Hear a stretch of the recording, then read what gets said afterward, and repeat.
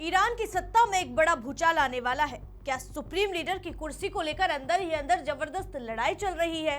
एक तरफ सत्ता के उत्तराधिकारी को लेकर चर्चा तेज है, तो दूसरी तरफ ईरान के बड़े नेताओं के बीच खींचतान की खबरें सामने आ रही हैं। पूर्व सुप्रीम लीडर अली खामेनेई के बाद उनके बेटे मुज्तबा खामेनेई को आगे लाने की कोशिश हो रही है, लेकिन इस फैसले पर ईरान की राजनीति और धार्मिक नेतृत्व के भीतर मतभेद भी दिखाई दे रहे हैं। तो आखिर ईरान की सत्ता में चल क्या रहा है, कौन किसके खिलाफ खड़ा है और इस संघर्ष का असर पूरे मध्य पूर्व पर कैसे पड़ सकता है।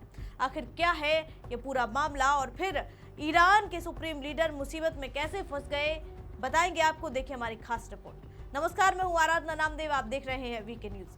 ईरान की सत्ता में बड़ा संघर्ष चल रहा है, जहां नए सुप्रीम लीडर की कुर्सी को लेकर अंदरूनी खींचतान की खबरें सामने आ रही हैं। हाल ही में ईरान के पूर्व सुप्रीम लीडर अली खामेनेई की मौत की खबरों के बाद सत्ता के उत्तराधिकार को लेकर कई तरह की चर्चाएं तेज हुई और फिर उनके बेटे मुज्तबा खामेनेई को नया सुप्रीम लीडर चुना गया।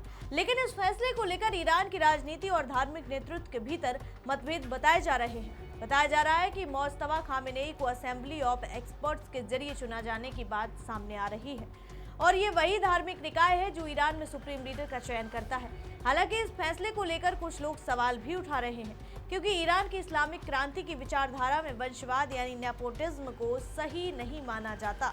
ऐसे में पिता के बाद बेटे के सत्ता में आने को लेकर कुछ धार्मिक नेताओं और क्लेरिक्स के बीच असहमति की बातें भी सामने आई हैं। अब इस पूरे घटनाक्रम में एक और बड़ा नाम सामने आ रहा है और वो है Ali Larijani. Ali Larijani Iran के एक बेहद प्रभावशाली नेता माने जाते हैं, जो पहले देश की संसद के स्पीकर रह चुके हैं और सुरक्षा से जुड़े अहम पदों पर भी काम कर चुके हैं। कई रिपोर्ट्स के अनुसार मुज्तबा खामेनेई को सुप्रीम लीडर बनाए जाने के मुद्दे पर लारिजानी परिवार के भीतर भी असहमति की खबरें सामने आई थी। सादिक लारिजानी, जो खुद एक प्रभावशाली धार्मिक और न्यायिक नेता माने जाते हैं, उन्हें भी सुप्रीम लीडर पद के संभावित दावेदारों में गिना जा रहा था और इसी वजह से ईरान की सत्ता के गलियारों में अलग अलग गुट बनते हुए दिखाई दे रहे हैं। एक तरफ ईरान की ताकतवर सैन्य इकाई IRGC यानी इस्लामिक रेवोल्यूशनरी गार्ड कॉर्प्स के कुछ धड़े मुज्तबा के समर्थन में बताए जाते हैं, तो वहीं दूसरी तरफ पुराने राजनीतिक नेताओं का एक वर्ग